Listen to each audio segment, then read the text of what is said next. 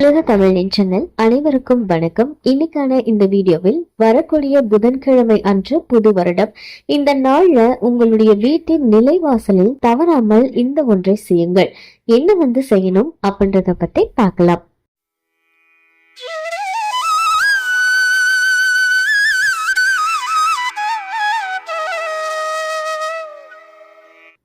ஒரு வீட்டுடைய நிலைவாசல் அப்படின்றது ரொம்ப ரொம்ப முக்கியத்துவம் வாய்ந்தது அப்படின்றது நம்ம எல்லாருக்குமே தெரியும்.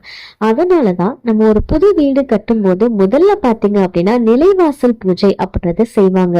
இந்த நிலைவாசல்ல தான் நம்மளுடைய குலதெய்வமும் கிரகலட்சுமி தாயாரும் உறைவதாக ஒரு ஐதீகம். அதாவது அவங்க அங்க இருக்கிறதாக ஒரு ஐதீகம் இருக்கு.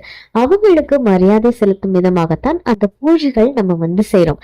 அதனாலதான் நம்ம பெரியவங்க சொல்லுவாங்க, நிலவாசலை எப்பவுமே சுத்தமா வச்சுக்கோங்க, அழுக்கு தூசிகள் படக்கூடாது, நிலவாசல்ல உட்காரக்கூடாது, நகம் வெட்டக்கூடாது, தலை வைத்து படுக்க கூடாது, காலை மிதிச்சுட்டு நிக்க கூடாது அப்படின்னு நிறைய விஷயங்கள் நம்ம முன்னோர்கள் சொன்னதுக்கு காரணம் அங்க மகாலட்சுமி இருக்கிறதுனாலையும் நம்ம குலதெய்வம் வாசம் செய்யறதுனாலும் தான் சொல்லியிருப்பாங்க. அப்படிப்பட்ட நிலைவாசலை எந்த வீட்டுல சுத்தமா பராமரிக்கிறாங்களோ அங்க மகாலட்சுமி நித்திய வாசம் செய்வதாக ஒரு ஐதீகம் இருக்கு.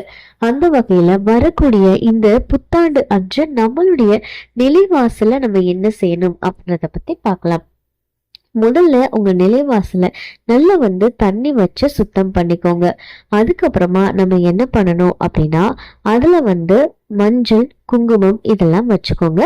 வாசனை மலர ரெண்டு பக்கத்துல இருக்கக்கூடிய நிலைவாசலையும் வச்சிருங்க. அடுத்ததா ஒரு மண் அகல் விளக்கை எடுத்து அதையும் நல்லா சுத்தம் பண்ணிட்டு மஞ்சள் குங்குமம் போட்டு வச்சுட்டு அதுல பாத்தீங்க அப்படின்னா நெய் விட்டு திரி போட்டு பஞ்சு திரி போட்டு அன்னைக்கு நாள்ல நீங்க ரெண்டு பக்கமும் நிலைவாசல்ல அகல் விளக்கை ஏற்றணும். அகல் விளக்கை ஏற்றிட்டு உங்க வீட்டுக்குள்ள தீபம் ஏற்றினதுக்கு அப்புறமா உங்க குலதெய்வத்தையும் மகாலட்சுமியும் மனசார நினைத்து இந்த ஒரு விஷயத்தை பண்ணணும். இதுக்கு பாத்தீங்கன்னா ஒரு மஞ்சள் நிறத்துல இருக்கக்கூடிய துணியா பார்த்து எடுத்துக்கோங்க. அது கூட நம்ம வைக்கக்கூடிய பொருட்கள் என்ன அப்படின்னு பாத்தீங்கன்னா முதல்ல நம்ம வைக்க வேண்டியது கல் உப்பு. கல் உப்பு அப்படின்னு சொன்னாலே அது மகாலட்சுமியுடைய அம்சம் பொருந்தியது. அதோட நம்ம வீட்டுக்குள்ள எந்த விதமான கெட்ட சக்திகளையும் நுழைய விடாது. ஒரு வீட்டுல எப்பொழுதுமே நேர்மறை ஆற்றல் அப்படின்றது அதிகமா இருந்துச்சுன்னு வச்சுக்கோங்களேன், எல்லாமே அந்த இடத்துல நல்லதாவே நடக்கும். அதுவே எதிர்மறை ஆற்றல் அதிகமா இருந்தது அப்படின்னா நடந்துட்டு இருக்க நல்ல விஷயம் கூட தடுத்துரும். சோ அது கெட்டது அதிகமா நடக்க ஆரம்பிக்கும். அதனால எக்காரணம் கொண்டும் வீட்டுக்குள்ள நம்ம எதிர்மறை ஆற்றலை அதிகரிக்க விடக்கூடாது.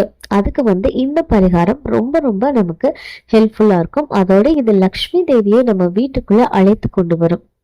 இப்ப நிலைவாசல நம்ம என்ன பண்ண போறோம் அப்படின்னா ஒரு மஞ்சள் நிற துணி எடுத்துட்டு அதுல முதல்ல கல்வுப்பு வச்சுட்டு அடுத்ததா 2 ஏலக்காய், 2 கிராம்பு, அப்புறம் ஒரு துண்டு பச்சை கற்பூரம், அது கூட நாணயங்கள் 1 ரூபாயோ 5 ரூபாயோ 10 ரூபாயோ எந்த நாணயம் வச்சிருக்கீங்களோ அந்த நாணயத்தையும் அதுல வச்சு ஒரு முடிச்சு மாதிரி கட்டிக்கோங்க. அதுக்கு மஞ்சள் குங்குமம் பொட்டு வச்சு பூ வச்சு உங்க குலதெய்வத்தையும் மகாலட்சுமி மனசார வேண்டிட்டு எப்பொழுதுமே எங்க வீட்டுல நீங்க நிரந்தரமாக இருக்கணும், எங்களுடைய கஷ்டங்கள் அனைத்தும் விலகணும், வரக்கூடிய இந்த புது வருடத்திலிருந்து எங்களுடைய வாழ்க்கை சீரும் சிறப்புமாக இருக்கணும் அப்படின்னு மனதார பிரார்த்தனை பண்ணிட்டு அதுக்கப்புறமா நிலைவாசல்ல இதை நீங்க கட்டி வைக்கணும். 6 மாதத்துக்கு ஒரு தடவை இதை நீங்க மாத்துனீங்க அப்படின்னா போதும். ஒருவேளை உங்களுக்கு அந்த உப்பு கரையிற மாதிரி இருக்கு அப்படின்னா அந்த துணியை நீங்க மறுபடியும் எடுத்துட்டு வேற ஒரு பௌர்ணமி நாள்ல அதே மாதிரி பொருட்கள் எல்லாமே வைத்து நீங்க மாத்தி வைக்கலாம். சோ இந்த மாதிரி செய்யும் போது வீட்டுல நல்ல ஒரு பண வரவு இருக்கும். மகாலட்சுமி உங்க வீட்டுல எப்பொழுதுமே வாசம் செய்வாங்க. வருடம் முழுவதும் பண வரவு அப்படின்றது உங்களுக்கு இருக்கும். இந்த தகவல் உங்களுக்கு பயனுள்ளதாக இருக்கு அப்படின்னா மறக்காம உங்க நண்பர்கள் கூட பகிர்ந்துக்கோங்க.